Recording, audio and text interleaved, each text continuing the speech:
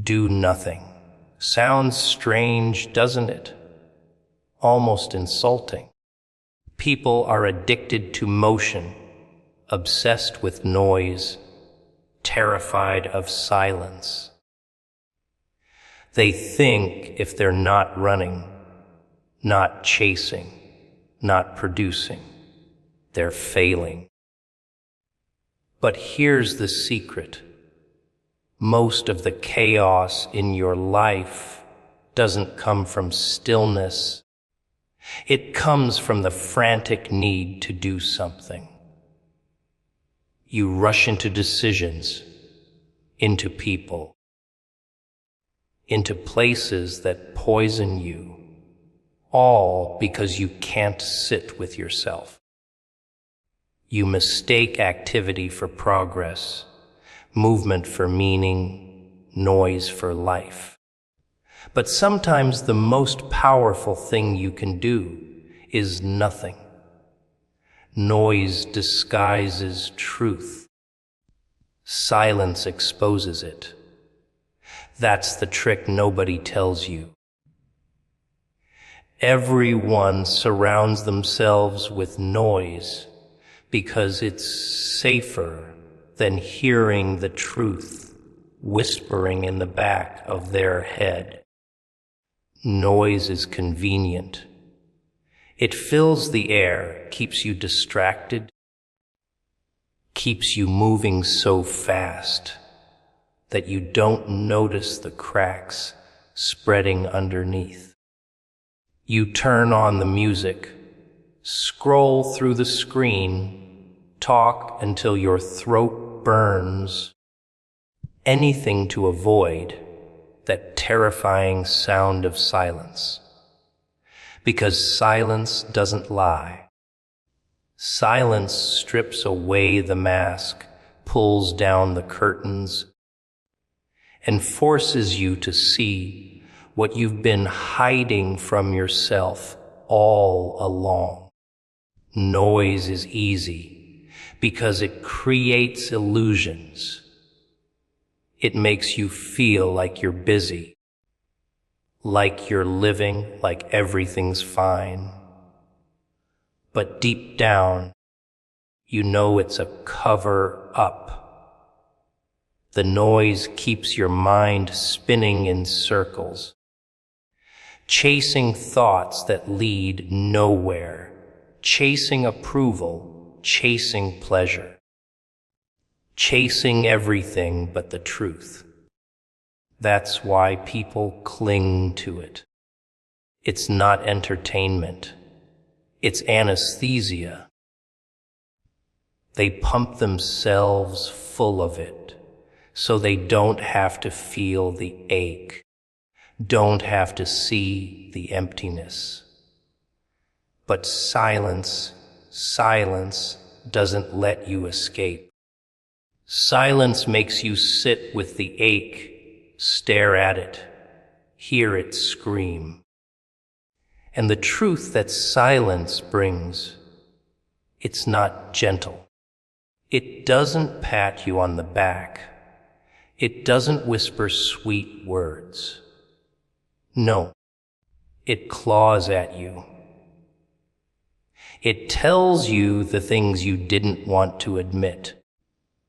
That the person you keep running back to is poison. That the life you're pretending to love is hollow. That your excuses are just lies dressed up as reasons. Silence exposes all of it. It holds up the mirror you've been avoiding and forces you to look until your skin crawls. That's why so many run back to noise. Because once you hear the truth in silence, you can't unhear it. But here's the thing. Silence doesn't just destroy illusions, it rebuilds you. The pain it brings isn't cruelty, it's clarity. It burns away the fake layers, the masks, the cheap comforts. It leaves you raw, naked, stripped down to the real. And from there, you can actually start. You can actually see what's broken and decide if you'll fix it or stay shattered. Noise will never give you that. Noise keeps you blind, keeps you walking in circles, keeps you loyal to the same patterns that kill you slowly. Silence, though, it's brutal enough to wake you up. Most people won't understand this. They'll keep surrounding themselves with chatter, with distractions, with the constant hum that makes them feel less alone. They'll laugh louder, scroll faster, work harder, all to keep the silence away. But you, if you dare, if you really want the truth, you have to let it in. You have to sit in the quiet long enough for it to scrape away the lies. You have to endure the discomfort of being alone with your own thoughts, your own regrets, your own reality. That's where the real battle happens. Not outside, not in the noise, but inside in the silence. Noise is a mask, but silence is a scalpel. Noise hides the wound, silence cuts it open. Noise distracts you from the storm. Silence forces you to stand in the middle of it. And only then do you see what's real, what's been festering, what's been rotting beneath the surface while you've been pretending everything's fine. That's the truth silence brings. It's ugly. It's uncomfortable. But it's honest. And honesty is the first step toward freedom. That's why noise is so addictive. Because the truth is heavy, and silence makes you carry it. But if you can carry it, if you can face it, you'll see things you never could under the cover of noise. You'll see who you really are when no one's watching. You'll see which voices in your life are worth hearing and which are just static. You'll see the lies you've been feeding yourself and the strength you never knew you had. All of it sitting there in the silence, waiting for you to finally shut off the noise and listen.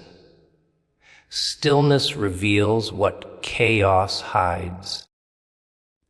People think chaos is loud, unpredictable, uncontrollable. They think it's the enemy, something to fight against, something to outrun. But the truth is chaos has a purpose. It blinds you. It distracts you from the details that matter, keeps your attention on the fire while the real danger slips behind the smoke. Chaos keeps you entertained, overwhelmed, so you never stop long enough to see what's really happening. You mistake the noise for life, the struggle for meaning, but all the while the truth is buried underneath, suffocated by movement. Stillness, Though, that's the assassin of illusions. When everything stops, when the spinning slows down, when you finally sit in the quiet, the things chaos kept hidden crawl out into the open. The lies people fed you, the weakness you covered with bravado, the fear you disguised as ambition. Stillness doesn't ask your permission, it just uncovers. It lays it all on the table, and it's uncomfortable, almost unbearable, because suddenly you can see everything chaos worked so hard to cover. In chaos, you can hide. You can tell yourself stories about being too busy, too distracted, too overwhelmed to deal with the truth.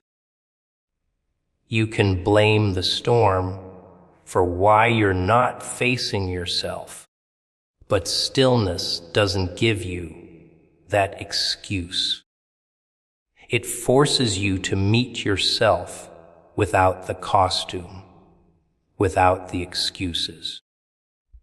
It strips away the layers chaos built around you and leaves you staring at what you are, not what you pretend to be. And most people can't handle that, so they dive right back into chaos. They'd rather drown in the storm than sit in the calm and admit what they see. But here's the twist: stillness doesn't just reveal, it sharpens. When chaos is gone, your senses change. You start noticing things you couldn't before: the motives in people's words, the cracks in your own choices, the opportunities hidden in plain sight. Stillness slows the world just enough for you to catch details that chaos blurred into static. It's like turning off the roaring music and finally hearing the faint ticking of a clock you never noticed. And that ticking, it's telling you something you could never hear in the noise. Stillness also reveals people. Watch how they act when the noise dies down, when the party ends, when the spotlight dims, when there's no chaos to cover their masks. That's when truth leaks out. Who they are when no one's watching. When there's nothing to gain, when silence forces them to face themselves. Chaos hides betrayal, but stillness exposes loyalty. Chaos hides weakness, but stillness exposes strength. People can act tough in the storm, but who they are in the silence tells you everything. The reason stillness is terrifying is because it demands honesty. It doesn't let you blame distractions. It doesn't let you bury your pain in business. It leaves you alone with the truth. And the truth is rarely comfortable. You'll see how much time you've wasted chasing approval. You'll see how many battles you fought that weren't even yours. You'll see how much of your chaos was self-inflicted, created to avoid the silence in the first place. Stillness throws it all in your face. And that's why people run from it like it's death itself. But stillness is where power begins. Chaos makes you reactive. Stillness makes you deliberate. Chaos keeps you blind. Stillness gives you sight. Chaos keeps you weak. Stillness builds strength. In chaos, you're just surviving. In stillness, you're actually learning. And the ones who learn in stillness, who embrace the silence instead of fearing it, they're the ones who walk back into chaos unshaken. Because once you face the truth in silence, chaos can't touch you the same way again. Stillness is the moment where everything you've been running from finally stands in front of you. And yes, it's heavy. Yes, it hurts. But it's real. And real is better than chaos. Because chaos will pass, storms always do. But what you discover in stillness, that stays with you. That's the weapon, the clarity, the vision that no amount of noise can take away. Doing nothing is harder than constant motion. People laugh at that idea because they've been tricked into believing that action is strength and stillness is weakness. They think hustling, running, grinding, chasing is the ultimate proof that they're alive, that they matter, that they're going somewhere. But that's the joke. Constant motion doesn't mean progress. A hamster runs in its wheel every day, legs pumping, heart racing, energy pouring out. But the wheel never moves an inch. That's most people. Trapped in cycles of endless motion, convincing themselves they're building a future, when all they're really doing is distracting themselves from the present. Doing nothing. That's terrifying, because when you stop, all the masks fall off. No excuses, no distractions, no one else to blame. Just you sitting with yourself. And that's the hardest part.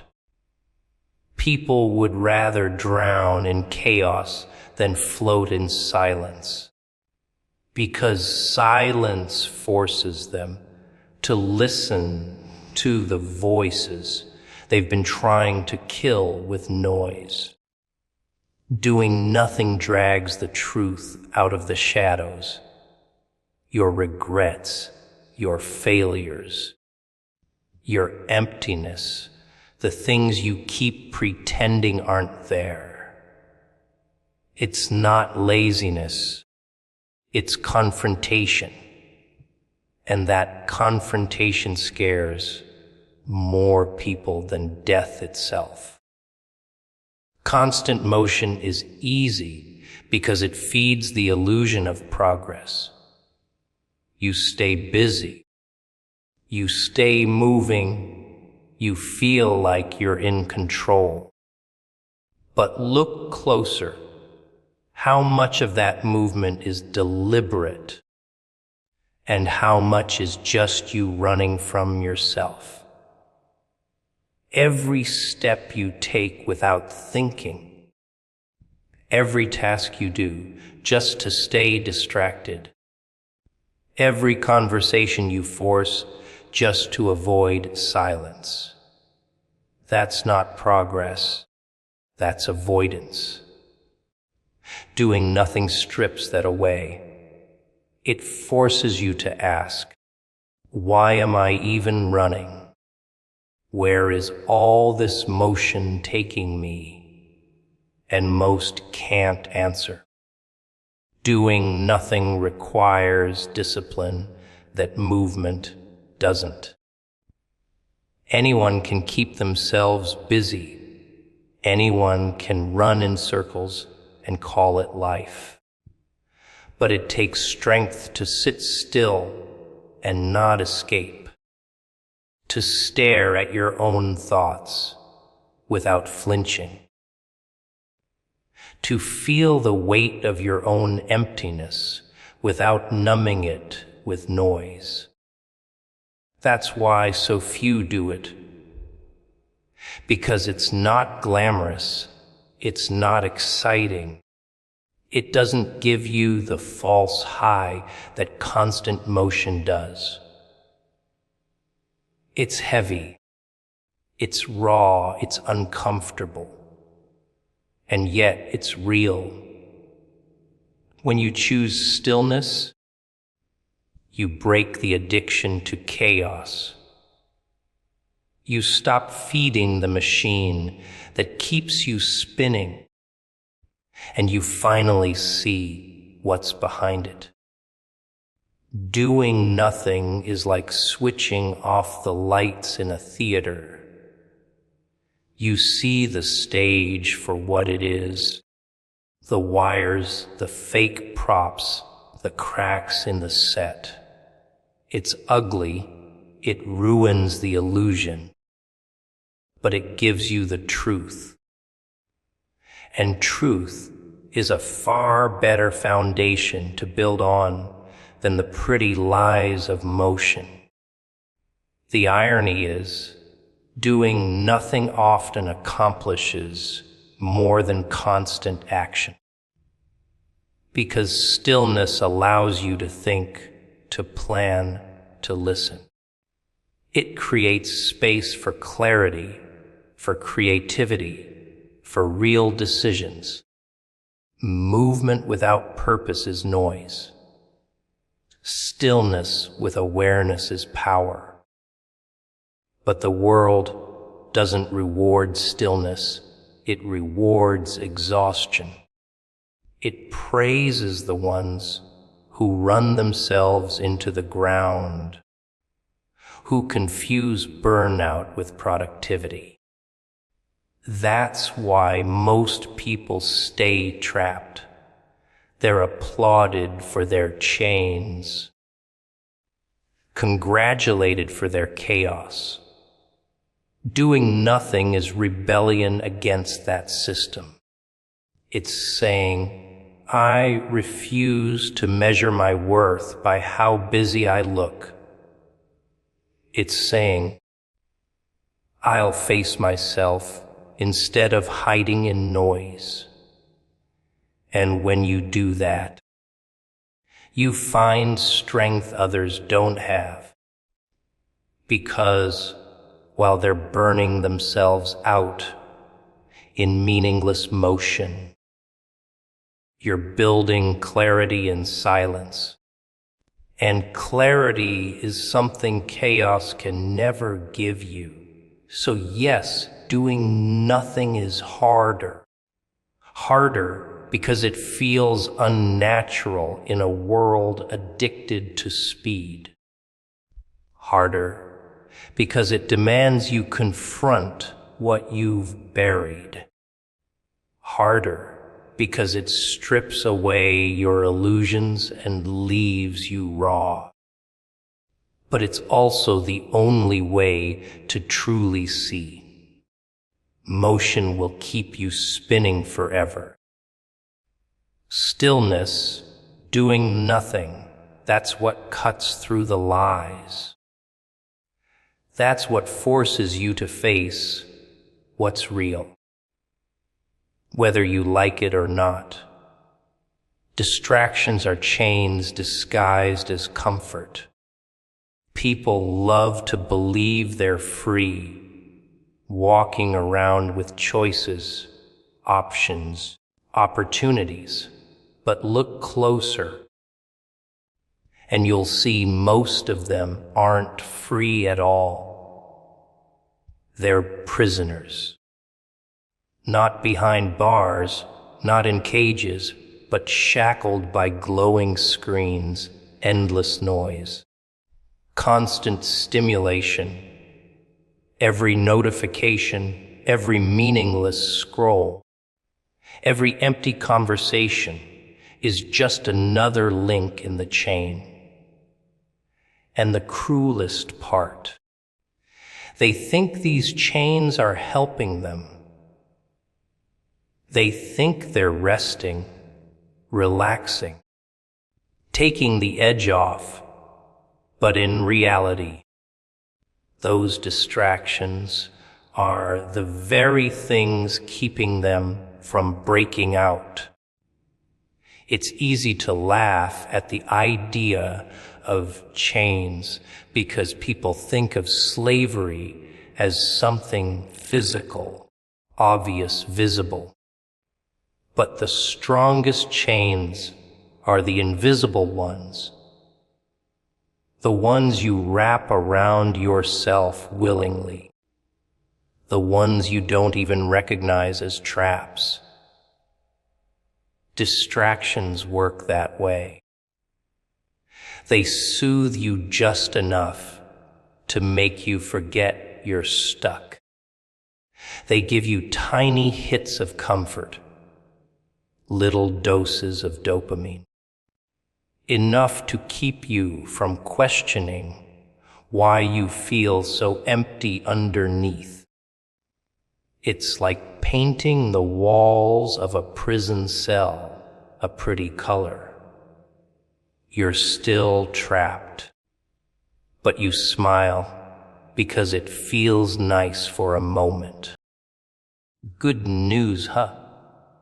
That's funny. People hear those words and their hearts race, their eyes light up, like some magical hand is about to drop everything they ever dreamed of right in their lap. But that's the trick with good news. It doesn't always come wrapped in gold, doesn't always wear a smile, doesn't always feel good when it first arrives.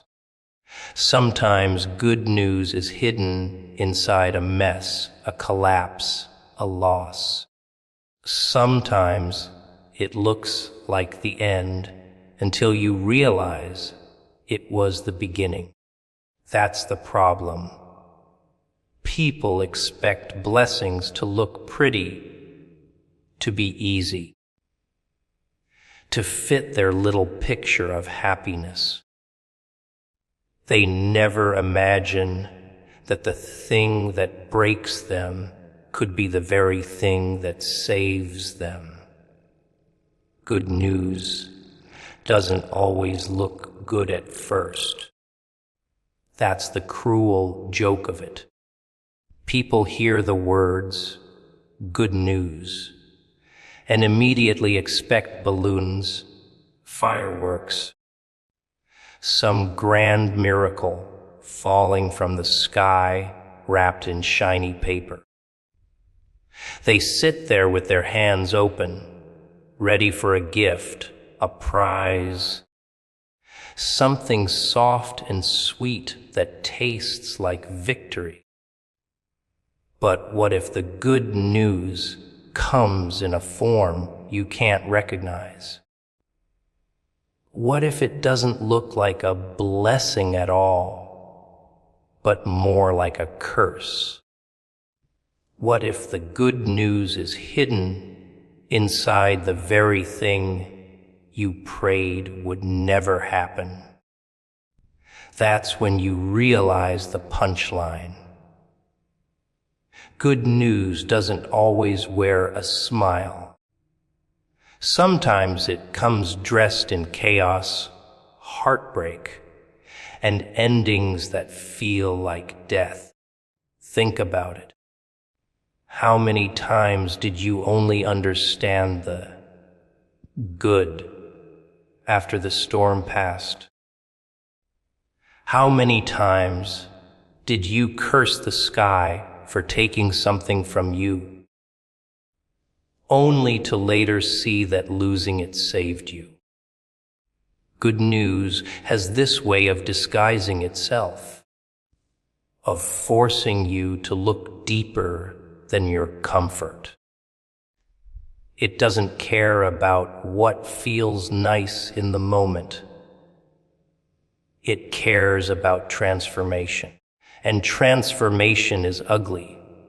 It burns, it tears, it strips away everything soft and familiar until you're staring at a reflection you barely recognize. That's why most people miss it. They're too busy complaining about how it looks to see what it's doing. It's easy to call something good when it fills your pockets, when it makes you smile, when it paints your world in gold. But what about when it rips away your comfort zone? What about when it destroys the life you built on shaky ground? What about when the good news is the collapse that finally forces you to rebuild on solid stone? You don't clap for that, do you? You don't thank the universe when your plans fall apart, when doors slam shut, when people walk away. Yet that's where the real good news hides. In the wreckage, in the ashes, in the silence that follows after everything you thought you needed is gone. Good news is cruel in the beginning because it demands faith.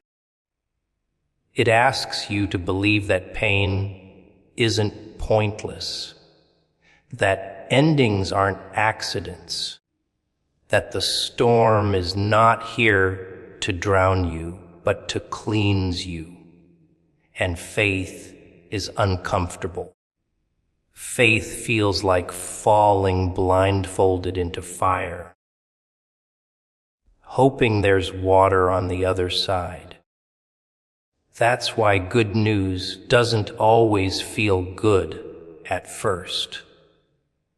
It's asking you to trust what you cannot see, to embrace what you cannot understand, to lean into what feels like madness.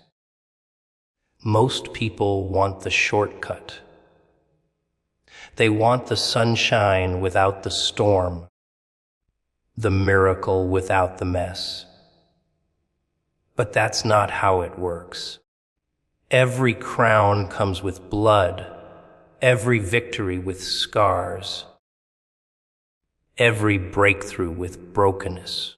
So when the so-called good news enters your life wrapped in chaos, your first instinct will be to reject it, to scream that it's unfair, to curse the sky and demand answers.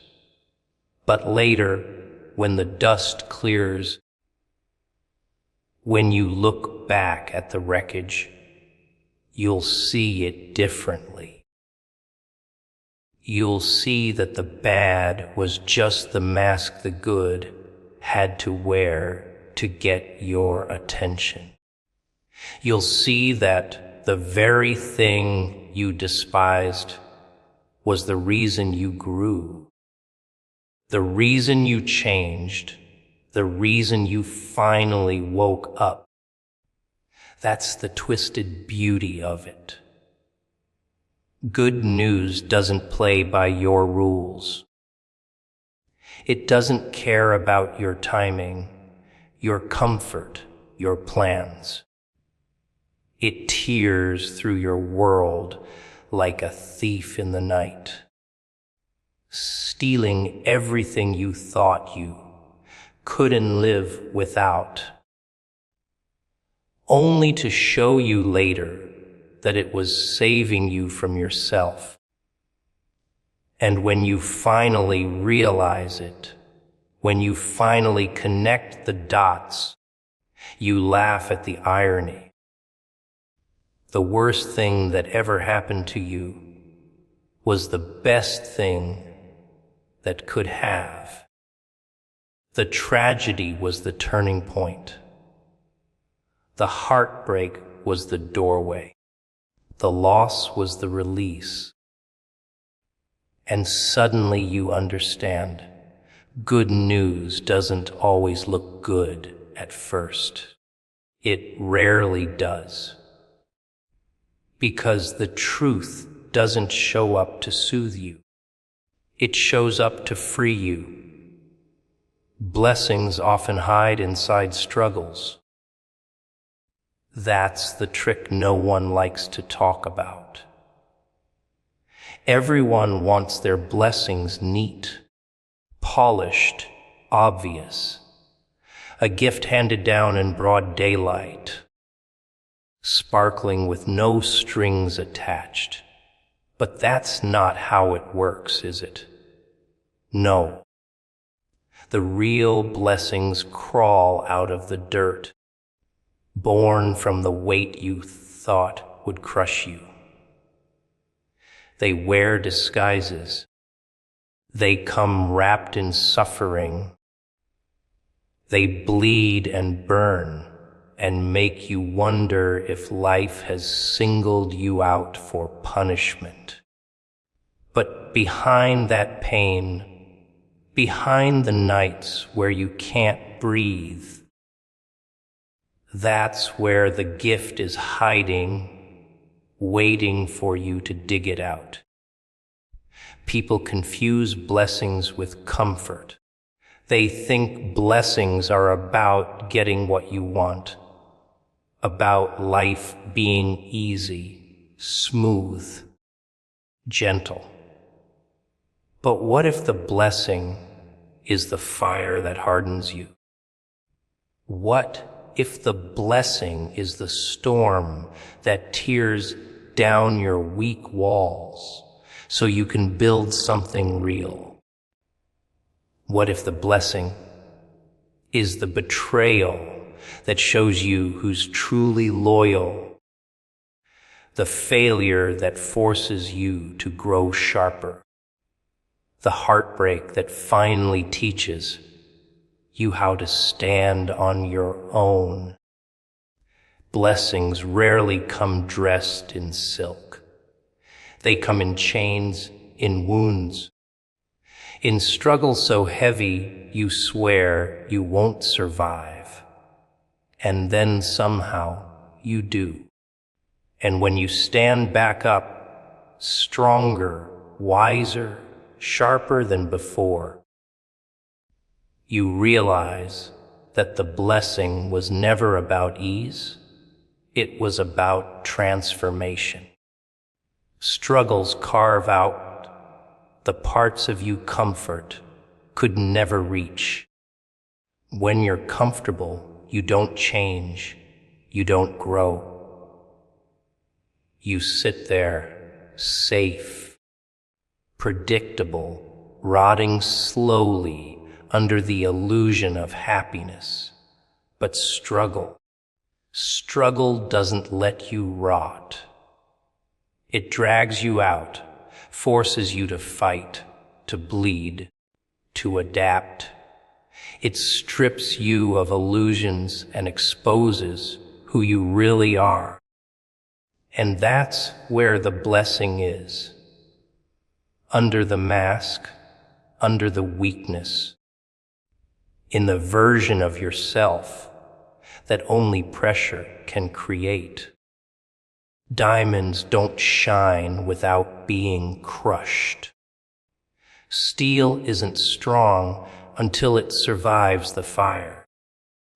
And people aren't truly alive until they've been through hell and walked out breathing. It's almost funny, isn't it? The very thing you beg to escape ends up being the thing that saves you. You cry for the struggle to stop, but later you thank it for shaping you. You curse the weight for breaking you down, but then you look in the mirror and see the strength it carved into your bones. That's the riddle of blessings. They don't arrive looking like blessings. They arrive like enemies, like punishment, like destruction. But destruction has a way of clearing space, of tearing down what you didn't realize was rotten, of forcing you to build again with stronger hands and clearer eyes. And yet, most people miss it. They're too focused on the pain to notice the growth. They keep asking, "Why me?" instead of asking, "What now?" They look at their wounds and see only scars, never realizing those scars are proof that they survived what was meant to destroy them. A scar is a blessing. It's a permanent reminder that you didn't just endure the struggle, you conquered it. That pain you think ruined you, it built you. That betrayal you think broke you, it freed you. That loss you think destroyed you, it stripped away what you never needed. Blessings don't always come in the form of gain. Sometimes the blessing is loss. Sometimes it's the absence of what you thought you needed. Sometimes it's silence where you wanted an answer. Emptiness where you wanted fullness. Because blessings aren't about comfort. They're about alignment. They're about pushing you out of the wrong path and into the right one, even if it hurts like hell in the process. And when you finally see it for what it is, when you finally stop asking why and start seeing how, you realize the truth. Every struggle you survived wasn't punishment. It was preparation. Every time you thought life was taking from you, it was giving you something far greater. And every wound you carry is proof that blessings don't always wear halos. Sometimes they come dressed as struggles, and only the brave will see them for what they really are. True change comes disguised as discomfort. That's the part nobody wants to hear. Everyone loves the idea of change, new life, new beginnings, a fresh start. Sounds sweet, doesn't it? But when change really knocks on your door, it doesn't arrive with flowers. It doesn't whisper softly. It kicks the door down, drags you out by the throat, and forces you to look at everything you've been ignoring.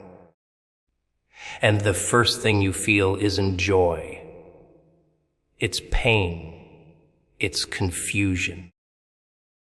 It's the sick twist in your gut that makes you think something's gone terribly wrong. But nothing's wrong. That's the way change works. It doesn't dress itself in comfort, because comfort is the enemy of growth. Comfort keeps you still. It makes you soft, predictable, blind.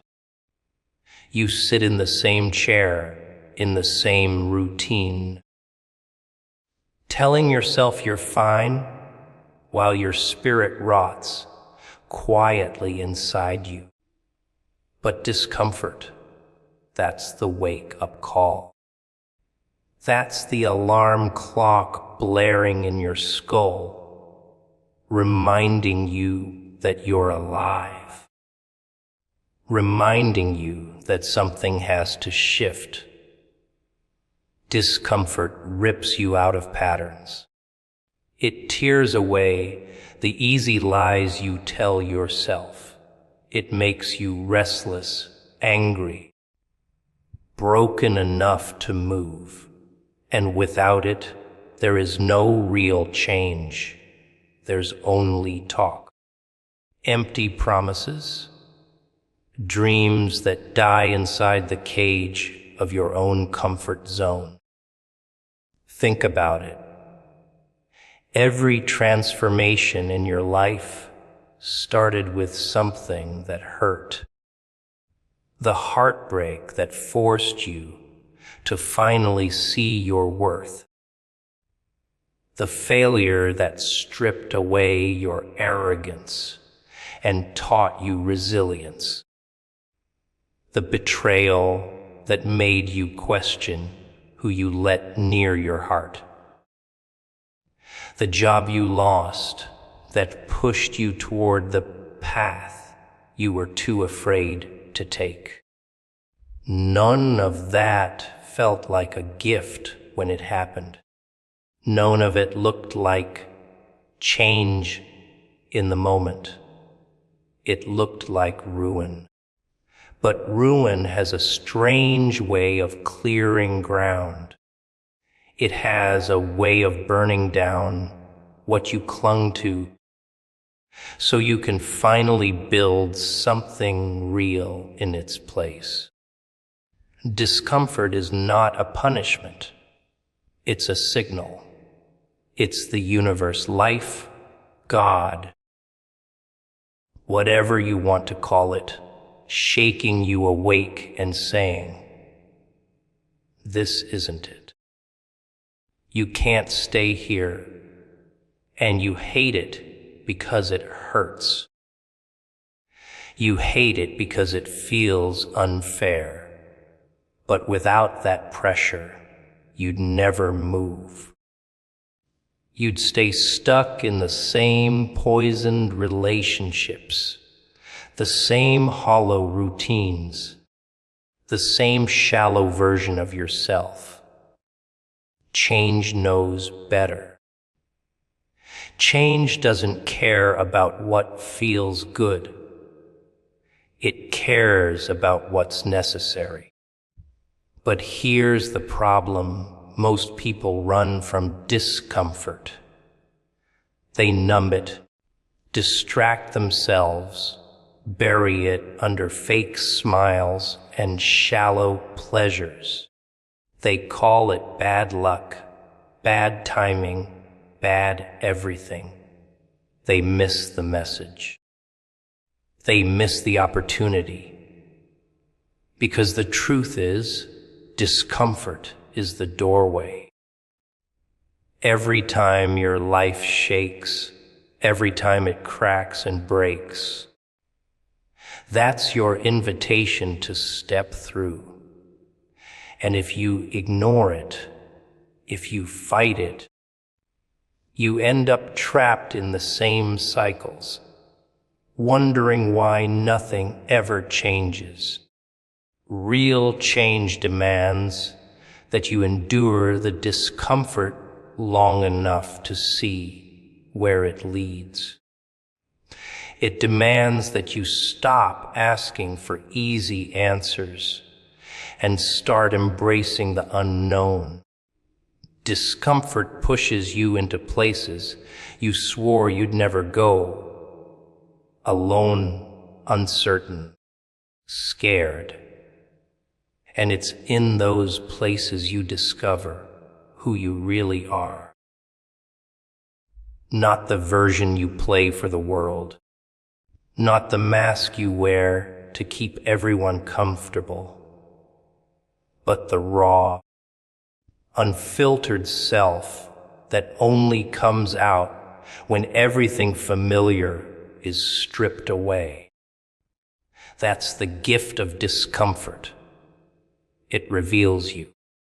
It forces you to meet yourself without the illusions.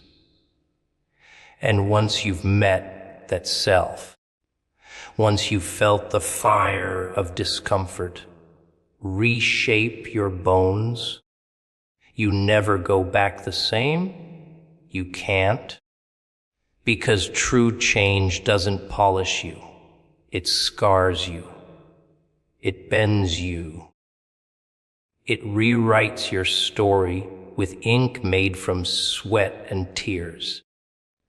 It shows you that everything you thought you needed was just a chain holding you down.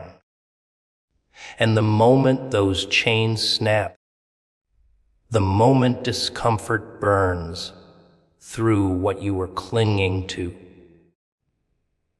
you finally see the truth. Real change doesn't arrive when you're ready. It doesn't feel kind. It feels like chaos, like loss, like pain. But beneath it, buried deep in the ache, that's where the transformation lies. Victory demands scars before crowns. Everyone wants the crown, the applause, the spotlight, the respect. They want the reward, the glory, the recognition. But no one wants the blood. No one wants the bruises. No one wants to crawl through the mud with shattered bones and torn skin. They look at winners like they were born that way, like the crown just fell out of the sky and landed on their heads. But the truth is uglier. Every crown is forged in pain.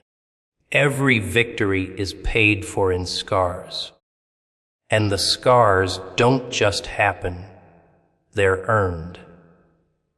Scars mean you went to war. Scars mean you bled for something.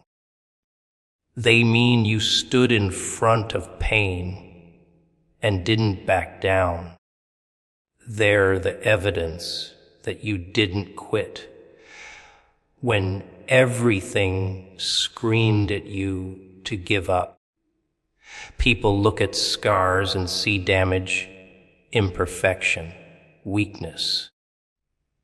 They whisper about what must have gone wrong. But scars aren't weakness. They're proof. They're trophies carved into flesh. They're reminders that you faced what others ran from.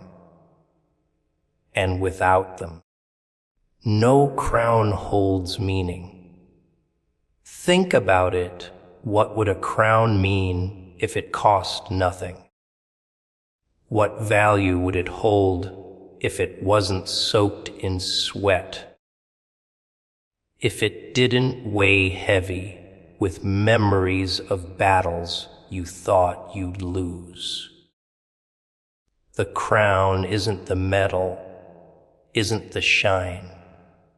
It's the story behind it. It's the war no one else survived. It's the sleepless nights, the betrayals, the wounds you stitched shut with your own trembling hands. Victory without scars is nothing but a costume, a hollow symbol on an empty head. But here's the cruel twist. Most people don't want scars. They want shortcuts. They want to skip the fire, dodge the pain, leap straight to the crown. And that's why they never taste real victory. Because the crown isn't given to the clever or the lucky. It's given to the ones who were willing to bleed for it. The ones who let the scars come, let the pain mold them, let the suffering strip away the weak layers until only steel remained. That's the price, and you can't cheat it.